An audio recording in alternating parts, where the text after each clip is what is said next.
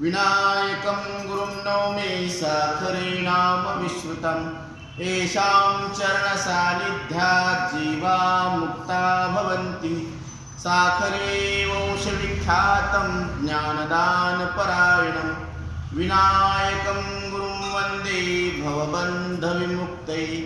ज्ञानप्रतापविलसत्वचनामृतं च अद्वैतभावपटुताहितबुद्धिरश्च ज्ञानेश्वरस्तु भगवान् अवतीर्णेव श्रीरंगनाथ गुरुराज नमोस्तु तुभ्यं।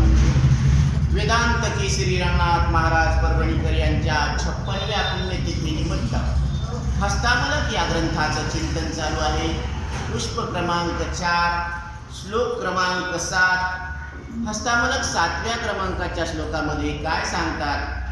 मनश्चक्षुरादिर्वियुक्ता स्वयं यो मनश्चक्षुरादिरगम्यस्वरूपा सनित्योपलब्धि स्वरूपोऽहमात्मा सनित्योपलब्धि स्वरूपोऽहमात्मा। मन शब्द अंतकरण, चक्षु शब्द इंद्रिय जान, याती आत्मा नित्य भिन्न तेही लक्षणावचारी। नाथ महाराज मनुष्य देहात आलेल्या जीवाला सांगतात की हे बाळक, हस्तामलक भगवान शंकराचार्यांना सांगत आहे। काय सांगत आहे?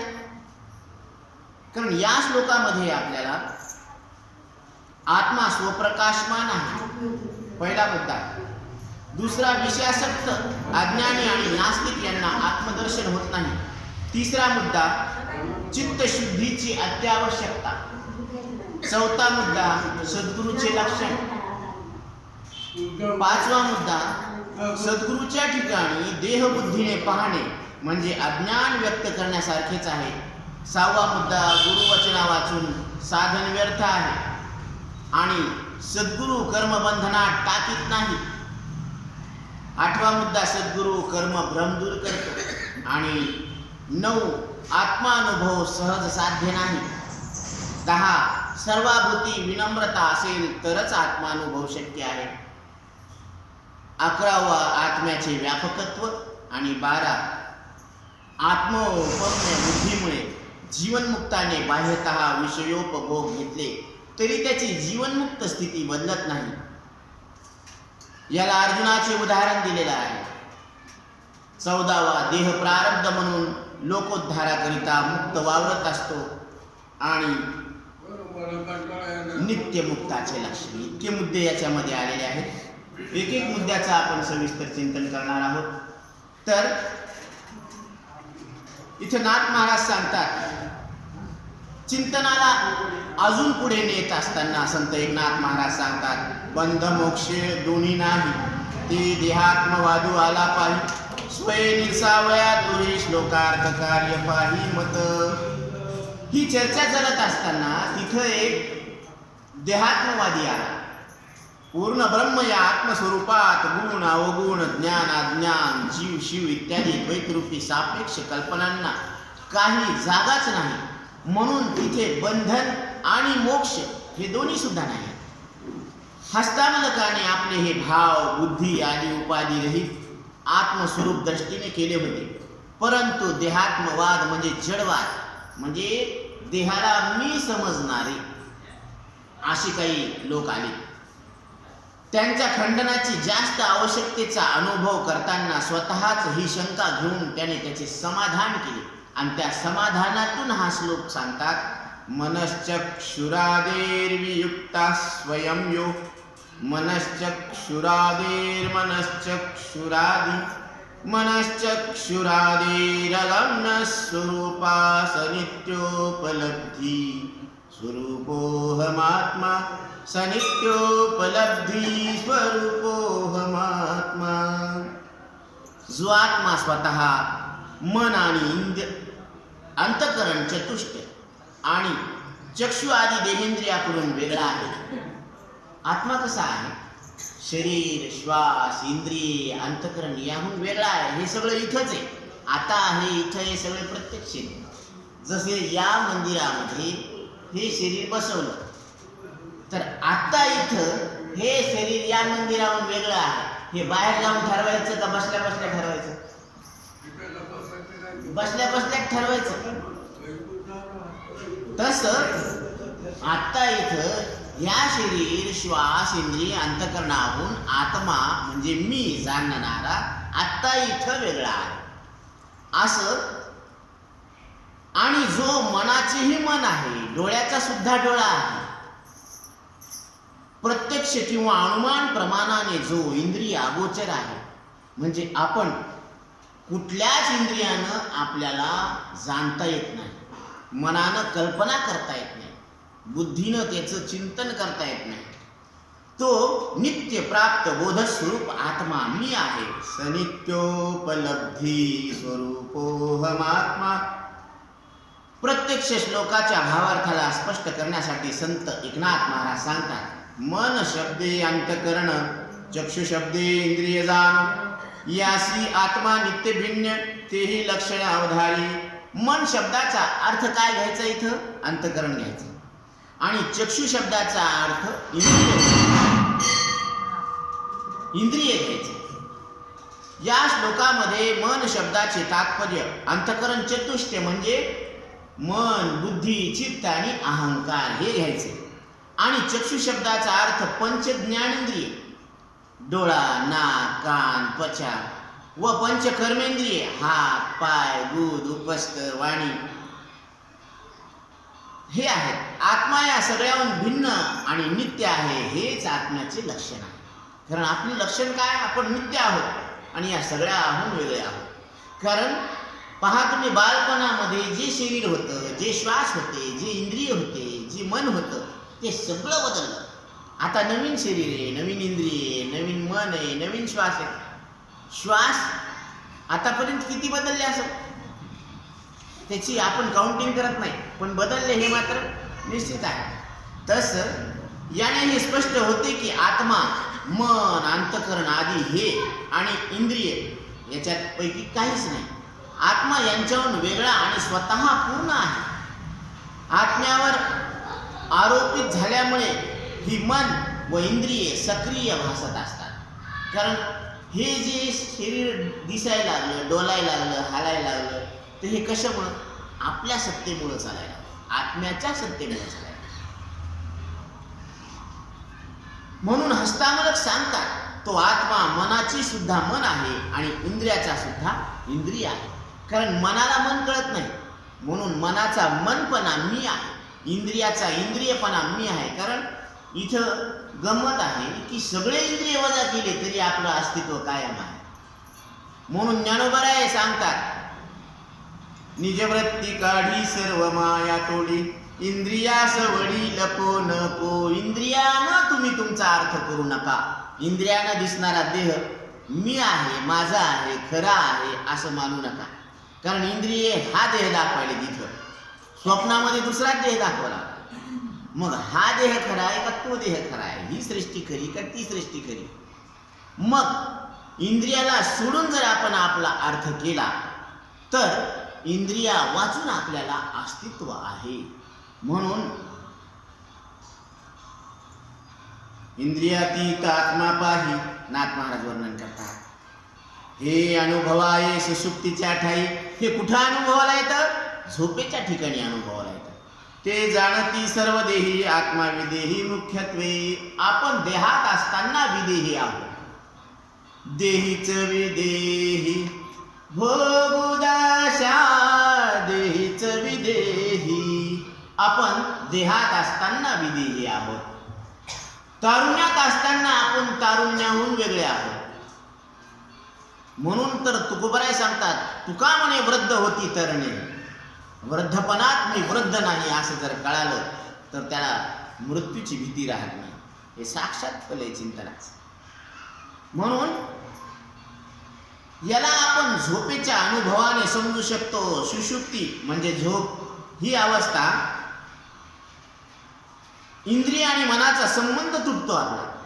म्हणजे स्थूल आणि सूक्ष्म देहाला आपण सोडून यांचा तिथं अभाव होत असतो. परंतु तरी सुद्धा मन इंद्रियातीत सुषुप्तीच्या आनंदाचा बोध करणारा मी आत्मस्वरूप तिथं विद्यमान असतो. म्हणून तुम्ही सकाळी उठून तुमचा अनुभव सांगता, मी सुखानं झोपलो होतो, काही जाणत नव्हतं. हे कोणाबद्दल बोलायले तुम्ही? तुमच्याबद्दल बोलायले. कोणाचा अनुभव बोलायले? तुमचा अनुभव बोलायले. आणि तुमचा अनुभव असताना तुम्ही सगळ्याला सोडून आहेत असं बोलायला, बरोबर आहे? कारण निद्रावस्थेमध्ये या सगळ्यांचा अभाव होतो, पण तुमचा अभाव होत नाही. सर्व देहधारीमध्ये स्थित हे विदेही आत्मस्वरूप मुख्य आहे. सगळ्या देहामध्ये विद्यमान जे चैतन्य आहे ना, ते देहात असून सुद्धा विदेही आहे. म्हणून आणि ते आत्ता इथं प्रत्यक्ष विद्यमान आहे. जो कामना आदींनी युक्त मन व इंद्रिये भासतात त्याचे मुख्य कारण अविद्या आहे. अज्ञानामुळं, आत्मस्वरूपाच्या अज्ञानामुळं हे इंद्रिय आणि अंतःकरण आपल्याला भासत असतात. आणि या अविद्येमुळे त्यांच्या अधिष्ठानरूप आत्मतत्वाचे अज्ञान असल्यामुळे ते आत्मतत्व इंद्रियादी उपाधीच्या पलीकडे आहे. कारण हे आत्मतत्व या उपाधीच्या पलीकडे आहे. मग ही उपाधी याचा बात करावा लागेल आणि मग ते पाहावं लागेल. श्रुती सांगते की आत्मस्वरूपात कुठले अनेकत्व आणि कुठलं द्वैत केवळ अज्ञानामुळे त्याचा भास होतो. अज्ञानामुळेच अनेकत्वाचा भास होता. नेह नानास्ति किंचिन या श्रुतीनुसार आत्मस्वरूपात इंद्रियाची उपाधी नाही आणि इंद्रियजनित वृत्तीचे स्फुरण सुद्धा नाही. आत्म्यामध्ये इंद्रिय नाही. कारण आपण डोळ्याद्वारे रूपाला जाणतो. आपल्यामध्ये डोळा आहे का? आणि आपल्यामध्ये डोळ्याचं स्फुरण आहे का? नाही. म्हणून इंद्रिय आणि इंद्रियाच्या वृत्ती आपल्यामध्ये नाही. सर्वे इंद्रिय गुणाभासम सर्वे इंद्रिय विवर्जितम. सर्व इंद्रिय आणि त्यांच्या विषयाला प्रकाशन करून हा आत्मा इंद्रियाहून आणि अंतःकरण वृत्तीहून कधीही नेहमी वेगळा आहे, असा आपला अर्थ आहे. तर आत्मस्थिती तर इंद्रियातीत आहे. जर हे खरे आहे तर प्रश्न असा आहे की जडरूप देह व इंद्रियामध्ये चेतना व कर्म प्रवृत्ती का दिसत असते? आता तुम्ही म्हणता की इथं समजा एखादा प्राणरहित शरीर आहे, मग त्यामध्ये चेतना का नाही? आणि इंद्रियामध्ये कर्मामध्ये जी प्रवृत्ती होत असते इंद्रियांची, ती तिथं का दिसत नाही? तर याचं उत्तर देत असताना नाथ महाराज सांगतात, देहासी चाळक प्राण आत्मा प्राणाचाही प्राण या लागी इंद्रिय चलन आत्मसत्ता जाण होतसे. आत्मा मनाचा मन आहे आणि प्राणांचा सुद्धा प्राण आहे. प्राण, अपान, व्यान, उदान आणि समान हे पंचप्राण आहे. आत्माच इंद्रियाची काय आहे? अधिष्ठान आहे. इंद्रियांना कार्य करण्यासाठी शक्ती प्राणापासून मिळत असते आणि प्राणामध्ये शक्ती आत्म्यामुळे आहे. पहा, आता गाडी वेगानं जाते, पण कधी त्याच्यात पेट्रोल टाकावं लागतं, बरोबर आहे? पेट्रोल असून त्याच्यात जर गिअर असला तर क्या बात आहे, मग अजून स्पीड वाढते, फर्स्ट गिअर. तसं हे प्राण म्हणजे काय आहे? पेट्रोल आहे आणि त्याच्यात आत्मा म्हणजे त्याचा गिअर आहे, म्हणजे अधिष्ठान आहे आत्म्यामुळे. म्हणून देह व इंद्रियांना जड म्हणतात. म्हणून देहाला आणि इंद्रियाला काय म्हणतात? जड. डोळ्याला डोळा दिसतो. डोळा पाहतो का डोळ्यातून तुम्ही पाहता? कसं आहे तुमच्याकडे? कसं आहे? डोळ्यातून तुम्ही पाहता, डोळे पाहत नाहीत. कानातून तुम्ही जाणता का कान ऐकतो? बोला. कानातून तुम्ही ऐकता. हा, तसं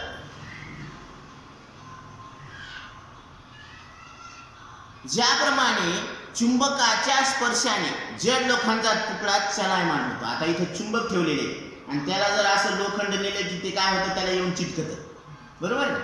तसं त्याचप्रमाणे आत्मचैतन्याच्या अस्तित्वाने इंद्रियादी व्यवहार करतात.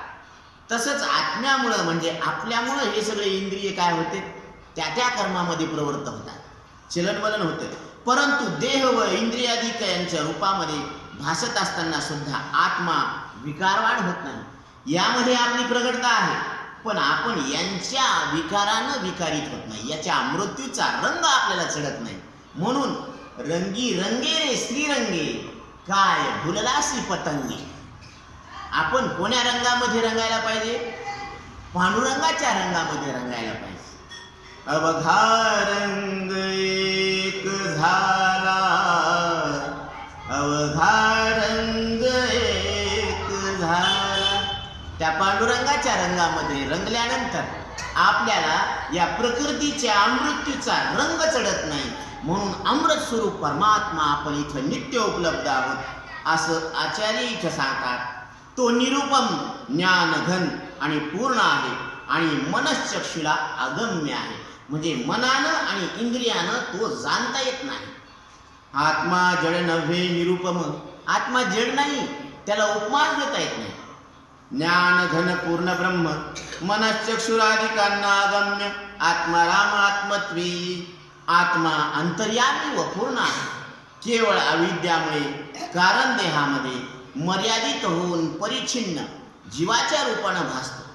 अल्पव्यापी जीवाच्या रूपाने दिसण्याचे कारण त्याचे व्यापकत्व दबून जाते, म्हणजे लपते, आणि अज्ञानवश लोक त्याला स्थूल समजतात. बृहदारण्यक उपनिषदात सुद्धा निरूपण आले की आत्मा देही सबाह्य पूर्ण. हे निरूपण बृहदारण्य उपनिषदात सुद्धा याचं काय आलेलं वर्णन आले. म्हणून उपनिषदे जे गाती, व्यासादी जे वाखाणीते, चहुवेदी जाणसा ये शास्त्री कारण. 18 पुराणे हरीची गाती. 4 वेद 6 शास्त्र 18 पुराण आणि उपनिषद कोणाला गायला लागले? एका हरीला गायला लागले. आणि ते हरी तुमचं आमचं सगळ्यांचं एक स्वरूप आहे. म्हणून आत्मा देह आणि देहाच्या बाहेर तत्वतः पूर्ण आहे. आपण देहात प्रगट आहोत नाही, देहाच्या बाहेर सुद्धा प्रगट आहोत.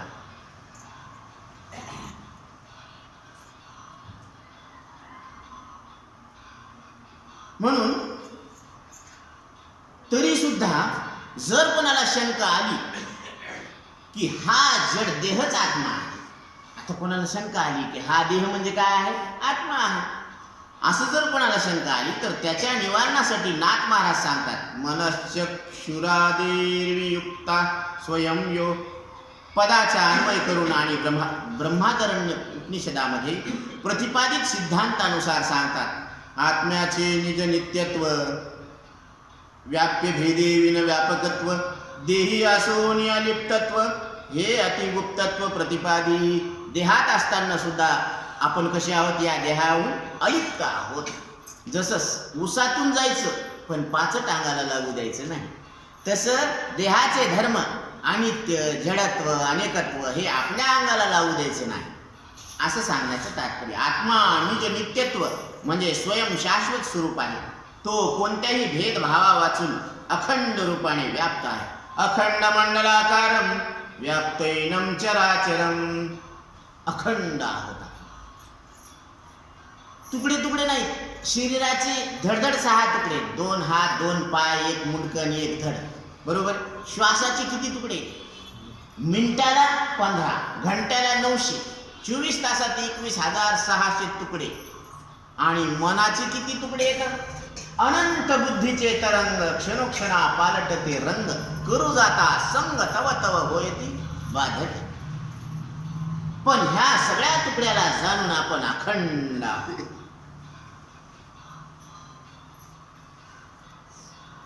देही असोनी अलिप्तत्व, हे अतिगुप्तत्व प्रतिपादी. मग तो कोणत्याही भेदभावा वाचून अखंड रूपाने व्याप्त आहे. तो देहात राहूनही अलिप्त व अतिगुप्त आहे. या उपाधी माझी गुप्त, चैतन्य असे सर्वगत. कोणाला गुप्त आहे? इंद्रिय मनाला गुप्त आहे, नाहीतर आत्मा प्रगट आहे ना. तसं या उपाधी माझी गुप्त, चैतन्य असे सर्वगत, ते तत्वज्ञ संत स्वीकारिती. ते तत्वज्ञ, तत्वाला जाणणारे संत मात्र याचा काय करतात? स्वीकार करतात. म्हणून ते तत्व कळून घेण्यासाठी संतांना शरण जावं लागतं. ती पुढे सांगतात, डोळ्या माझी मी अभंग, डोळ्यामध्ये मी कसा आहे? अभंग. डोळा तोही माझे अंग, डोळा सुद्धा कोणाचा अंग आहे? माझंच अंग आहे. डोळा माझी नि देखना चांग, डोळ्याशी मी सांग न दिसे तो आत्मा. डोळ्या माझ्यामुळं देखणं आहे, चांगला आहे, पण डोळ्याला मी कसा आहे हे मात्र दिसत नाही. डोळ्यानं आत्मा पाहता येत नाही. का? कारण तो त्याचा विषय नाही. डोळ्यानं वारा दिसतो का? नाही, कारण तो डोळ्याचा विषयच नाही. तो त्वचेनं कळतो, अंगाला लागून कळत असतो. तसं आत्मा इंद्रिया वाचून कळत असतो. डोळ्यात जो अभिन्न रूपाने विद्यमान आहे, ज्याच्यामुळे डोळे पाहू शकतात, परंतु जो डोळ्यासाठी अगोचर आहे तोच आत्मा आहे. याप्रमाणे तो बाकीच्या ज्ञानेंद्रिय, श्रवणेंद्रिय, घ्राणेंद्रिय, रसनेंद्रिय व स्पर्शेंद्रियेचा अधिष्ठान रूप सुद्धा आहे. आत्मशक्तीच्या सामर्थ्याने इंद्रिय शब्दादी विषय ग्रहण करण्यात प्रवृत्त होतात. यामुळेच शास्त्र सांगते की देह आणि इंद्रिये जड आहे. या प्रकारे कर्मेंद्रिय व त्यांच्या क्रिया आत्मचैतन्यावर अवलंबून आहे. आता आपण पायाने चलत आलो. आता ज्या पायाने चलत आलो ते पाय आपल्यामुळे चालत असतात. कारण शक्ती कोणाची, सत्ता कोणाची? आपली. मन त्याला काय करतं? ही काय या दिशेने चला, त्या दिशेने ऑर्डर देत असतं. आणि क्रिया कोणाचं काम आहे? पायानं चलणं. ही पायाने चलणं ही क्रिया आहे. या क्रियेला आपण जाणतो आणि त्याच्याहून वेगळे आहोत म्हणून. परंतु आत्मा कोणावर निर्भर नाही, तो तर स्वयंशक्ती आहे. महाराज याला परत एक उदाहरण स्पष्ट करून सांगतात. माझे मी सदा सार्थक होत, हस्तक्रिया मी समस्त, हाताचे मी निज हात, हाती इत्यंभूत न धारणे मज. आत्मशक्तीच्या सामर्थ्यामुळेच हाताने उठणे आदीच्या क्रिया होतात, परंतु हात आत्म्याला धरू शकत नाही. हातानं हार धरता येतो, फूल धरता येतं, पण हातानं आत्म्याला धरता येत नाही. कारण हातानं आत्म्याच्या सत्तेनं हातानं दुसऱ्या वस्तू धरता येतात, पण हातानं ज्याच्या सत्तेनं हात धरायला त्या आत्म्याला धरता येत नाही. आलं का लक्षात? परंतु हात आपल्याला धरू शकत नाही, आत्मा तर हाताचा सुद्धा हात आहे. याचप्रमाणे पाय, वाणी, जननेंद्रिय आणि बुधा आदी कर्मेंद्रियांची क्रिया सुद्धा आत्मचैतन्यामुळे होते. तसं सगळ्या इंद्रियांची क्रिया आत्मसत्तेमुळे व्हायला लागली. हे असं सगळे लावून घ्यायचं बरं का, आजची प्रक्रिया. परंतु मन, बुद्धी, चित्त आणि अहंकार आत्मचैतन्यामुळेच आहेत. हे जे मन मनन करते, कल्पना करते, चित्त चिंतन करते, बुद्धी निश्चय करते आणि अहंकार मीपणा करतो ना, हे आत्मसत्तेमुळे करत असते. अंतःकरणाची सक्रियता सुद्धा आत्मस्वरूपाच्या आश्रित राहून भासत असतात. परंतु तरी सुद्धा आत्मा स्वयं निर्विकार आणि अलिप्त राहतो. तो मन, नेत्र आदीद्वारे अगम्य आहे. म्हणून पुढे सांगतात, मनश्चक्षुरादेरगम्य स्वरूपा, बुद्धी निश्चय प्रमाण प्रमा, करी जे ऐसा नव्हे आत्मा, तो प्रकृती परात्मा, आतीत रूप नामा अद्वैत्वे. इथं नाथ महाराज सांगतात, आत्मस्वरूपाचा आश्रय व शक्तीनेच ज्ञानेंद्रिये, कर्मेंद्रिये, पंचप्राण व अंतःकरण चतुष्टय आदी कार्य करतात. परंतु तरी सुद्धा या सगळ्याहून पृथक आहे. मनश्चक्षुरादेर्वियुक्ता स्वयं, या आत्मा बुद्धीचाही प्रकाशक आहे. म्हणजे बुद्धीची सुद्धा अनादि बुद्धी आहे. परंतु तरी सुद्धा नामरूपात्मक प्रकृतीहून अतीत व अद्वैत स्वरूप आहे. ऐके अंतरात्म लक्षणा, तो इंद्रिय सबाह्य परिपूर्ण, करुणी इंद्रियाचरण, अलिप्तापन कर्माकर्मी. आत्मा सर्व वस्तूंचा अधिष्ठान आहे, सर्वांतर्यामी आहे व सर्व शक्ती प्रदायक असून सुद्धा अकर्ता आणि कर्माकर्माहून अलिप्त आहे. अंतरात्म्याचे लक्षण म्हणजे स्वतःची परिपूर्णता आहे. यामुळे हस्तामलक श्रुती वचनाचे उदाहरण देऊन सांगतात की मी तो नित्य उपलब्ध आत्मा आहे. जो देह धर्मातीत आणि ज्यामध्ये कर्म होताना आणि कर्म नसताना सुद्धा मी जो देह धर्मातीत आहे, कर्तेपणाचा आणि अकर्तेपणाचा त्याला अभिमान होत नाही. म्हणजे कर्म करत असताना सुद्धा आपण अकर्ता आहोत आणि अकर्तेमध्ये पणामध्ये सुद्धा आपण अकर्तेच आहोत. हा थोडासा बारकावा आहे. येथे अहम आत्मा पुसे कोण, ब्रह्मी नाठो ब्रह्मपण. जेथे दर्शना शास्त्रांची बुजावण, तो मी पूर्ण परमात्मा म्हणजे अयम आत्मा ब्रह्म. या स्थितीमध्ये अहमात्मा असे विचारणारा किंवा सांगणारा कोणी शिल्लक राहील का? ब्रह्मस्थितीत ब्रह्मपणाला जाणणारा सुद्धा शिल्लक राहत नाही. जसं झोपेमध्ये सगळा अनुभव कोणी घेतला झोपेचा? तुम्ही एकटेच होते तिथे. तुम्ही काय सांगतात? मी सुखानं झोपलो होतो आणि काही जाणत नव्हतं. म्हणजे तुम्ही एकटेच होते ना. तुम्ही एकटेच असताना तसं ब्रह्मस्वरूपात सुद्धा तुम्ही एकटेच आहेत. समाधीत कोणी? तुम्ही एकटेच आहेत. समाधीमध्ये मन आत्म्यात लीन होतं आणि झोपेमध्ये मन अज्ञानात लीन होतं आणि ब्रह्मस्वरूपामध्ये अज्ञानात नसतं. क्या बात, अज्ञानात नसतं. द्वैत विलीन होऊन जाते आणि एक अखंड व अद्वितीय आत्मतत्व विद्यमान राहते. मी तोच परिपूर्ण परमात्मा आहे. याप्रमाणे बाळ हस्तामलकाचे अनुभवपूर्ण ज्ञानोद्गार ऐकून व त्यांचे अवलोकन केल्यावर आचार्यांचे मन आनंदित झाले. आचार्यांना आनंद झाला. असे ज्ञानाचे उद्गार नेहमी नेहमी ऐकून सुद्धा मनाला कंटाळा येत नाही.